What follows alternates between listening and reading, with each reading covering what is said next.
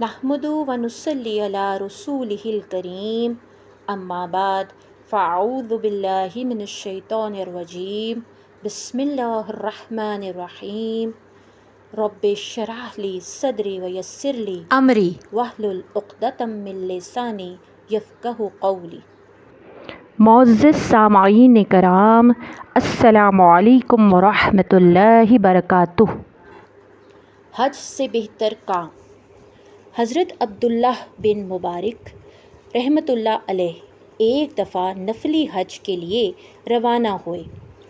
ان کا قاعدہ تھا کہ اپنے ساتھ اور بھی بہت سے آدمیوں کو لے جایا کرتے تھے اور ان کے کھانے پینے کا انتظام خود کیا کرتے تھے۔ اس غرض کے لیے وہ ایک بڑا باورچی خانہ اپنے ساتھ رکھتے تھے۔ اس مرتبہ اسی طرح سفر کر رہے تھے، جب کافی فاصلہ طے کر چکے تو ایک منزل پر باورچی خانے کے پرندوں میں سے ایک پرندہ مر گیا۔ یہ پرندے گوشت کی ضرورت پوری کرنے کے لیے باورچی خانے میں رکھے جاتے تھے۔ حضرت عبداللہ بن مبارک رحمۃ اللہ علیہ نے مردہ پرندے کو کوڑے کے ڈھیر پر پھینکوا دیا۔ جب قافلہ چلنے لگا تو حضرت عبداللہ رحمۃ اللہ علیہ نے دیکھا کہ ایک لڑکی قریب کے ایک مکان سے نکل کر آئی اور مردہ پرندے کو اٹھا کر گھر میں چلی گئی۔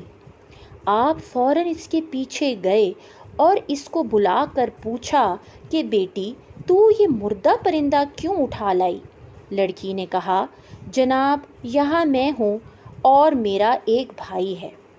کوئی چیز ہمارے پاس نہیں ہے اور کئی دن سے ہم اس حال میں ہیں کہ مردار ہمارے لیے حلال ہے۔